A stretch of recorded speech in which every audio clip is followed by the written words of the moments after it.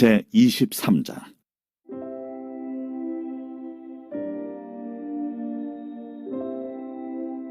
여호와께서 모세에게 말씀하여 이르시되, 이스라엘 자손에게 말하여 이르라. 이것이 나의 절기들이니 너희가 성회로 공포할 여호와의 절기들이니라. 엿새 동안은 일할 것이요 일곱째 날은 쉴 안식이니 성회의 날이라. 너희는 아무 일도 하지 말라.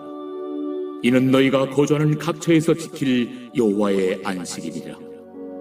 이것이 너희가 그 정한 때에 성회로 공포할 여호와의 절기들이니라. 첫째 달 19날 저녁은 여호와의 유월절이요 이달 15째 날은 여호와의 무교절이니 이래 동안 너희는 무교병을 먹을 것이요 그 첫날에는 너희가 성회로 모이고 아무 노동도 하지 말지며 너희는 이래 동안 여호와께 화제를 드릴 것이요 일곱째 날에도 성회로 모이고 아무 노동도 하지 말지니라. 여호와께서 모세에게 말씀하여 이르시되, 이스라엘 자손에게 말하 이르라.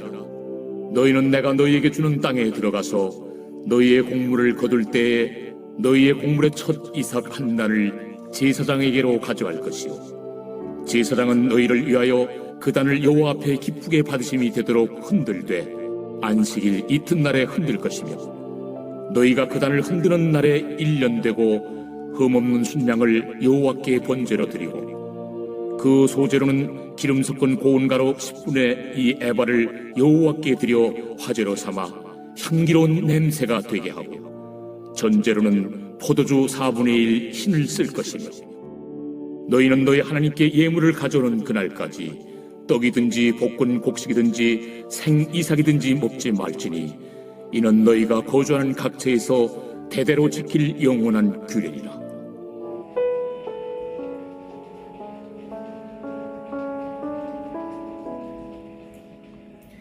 하나님께서는 이스라엘 백성들에게 다양한 절기들을 지킬 것을 오늘 명령하십니다. 그리고 이 날들을 이제 여호와의 절기들이다 라고 칭하심으로써 이 절기의 주체가 무엇보다도 우리 인간이 아니라 바로 하나님이시다 라는 것을 강조하고 있죠. 하나님께서는 이 절기들을 통해 이스라엘이 하나님의 그 구속의 역사를 기념하고 하나님과 더불어 교제하는 그런 은혜들을 누리게 하신 거죠. 오늘 이제 첫 번째 부분으로 하나님은 가장 먼저 안식일을 거룩하게 지키라 라고 명령하십니다. 이 안식일은 이 모든 그 절기들의 가장 우선이 되고 기본이 되는 그런 절기죠. 안식일 준수의 핵심은 노동으로부터 벗어나서 안식을 누리는 것에 있습니다. 이스라엘의 모든 백성들뿐만 아니라 그 집에 거하는 종들, 심지어는 가축들까지도 그 노동에서 벗어나서 쉼, 안식을 누려야 하는 거죠.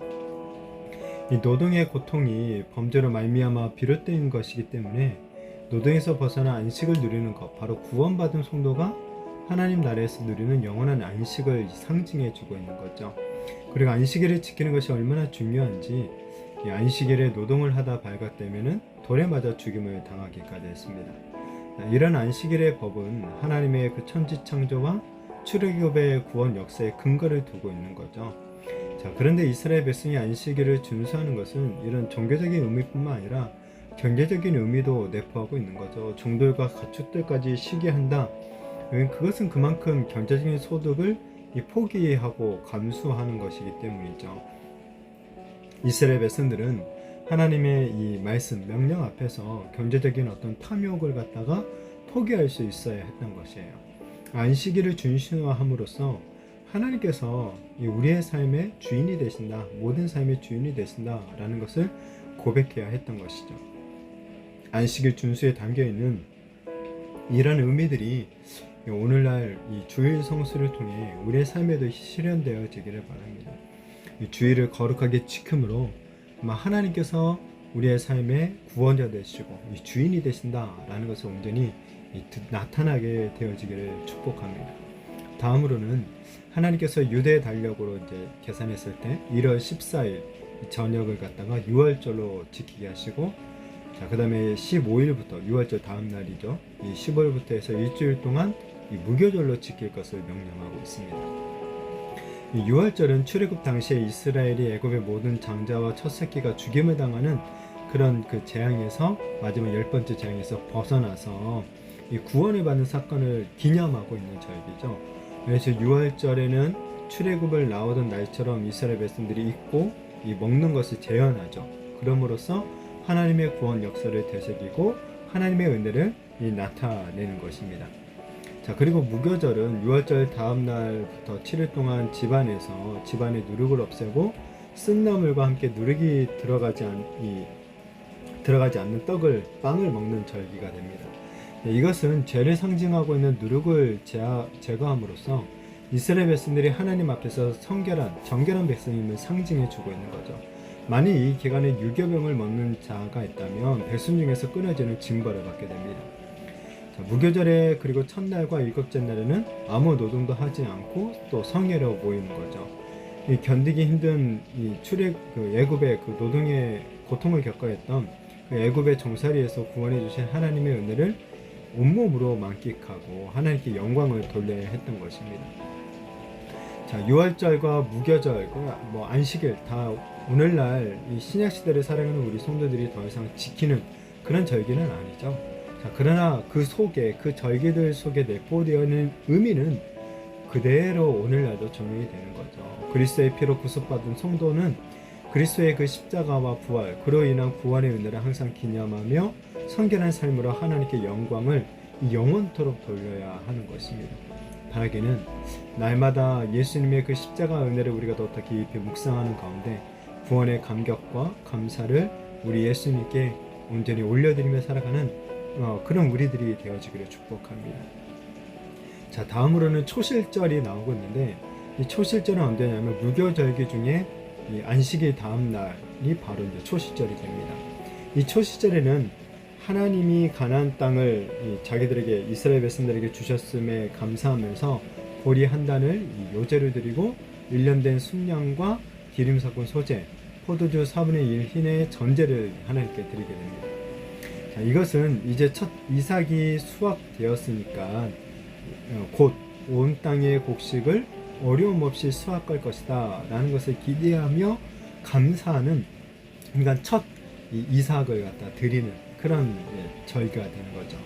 자, 이 초실절, 오늘날도 우리가 이 초실절을 지키는 것은 아니지만은 이 아주 중요한 의미가 있습니다. 우리들에게. 이게 뭐냐면 우리들에게 정말 절대 잊어서는 안 되는 날, 영원토록 정말 어쩌면 이 땅에 있는 동안 우리가 계속해서 지켜야 될 절기, 바로 부활절이 바로 이 초실절이 되었기 때문에 그렇습니다. 6월절 어린 양으로 이 죽임을 당하신 예수님께서는 안식 후 첫날, 그러니까 초실절에 이 첫 열매로 부활을 하셨다는 거예요. 그렇기 때문에 이후 우리 그리스도인들이 안식 후 첫날을 부활의 날로 여기게 되었고, 무교절기의 이 초실절뿐만 아니라 매주 안식일 다음 날인 일요일을 갖다가 주의 날, 주님의 날이라고 부르면서 함께 모여 예배하고 성찬을 나누는 그런 날로, 주일로 이제 삼게 된 것이죠. 그래서 오늘날 우리 성도들 또한 우리가 6월절이 아니라 이 바로 주님이 진정으로 안식을 완성하신 그 부활의 날을 이 주일을 우리가 지키면서 지금 있는 거죠. 따라서 우리는 주일마다 부활의 첫 열매가 되신 예수님을 기념하면서 우리들도 주님과 동일한 그 부활의 영광을 누리게 될 것을 기대하고 그것을 바라보면서 기쁨과 감사함으로 하나님께 예배드리며 나아가야 하는 것이죠. 자, 또한 이 초시절을 통해서 하나님만이 모든 만물의 주인이심을 기억하기도 했습니다. 오늘날도 마찬가지로 우리의 그 어느 것 하나도 하나님의 도움 없이는 존재할 수 없는 것들이죠. 우리가 이 땅에서 수고하여 얻은 모든 것들이 바로 하나님께로부터 온 것들입니다. 주일마다 하나님께 예배를 드릴 때 우리가 이 사실을 기억하고 하나님께 감사해야 되는 거죠. 그리고 우리의 모든 삶을 하나님께 의탁하는 그런 다짐을 하고, 또 실제 일주일 동안의 그 삶에서도 하나님께 우리의 모든 것들을 맡기는 그런 삶의 태도를 가지고 삶을 살아가야 할 것입니다.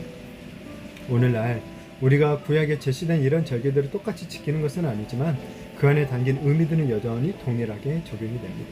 현재 우리가 지키는 매 주일마다, 아니 매일의 삶 가운데 무엇보다 우리에게 베푸신 하나님의 구원의 은혜에 감사하면서 영광과 이 찬송을 올려드리며 살아가게 되는 저와 우리 모든 성도님들이 되시기를 예수님의 이름으로 축복합니다.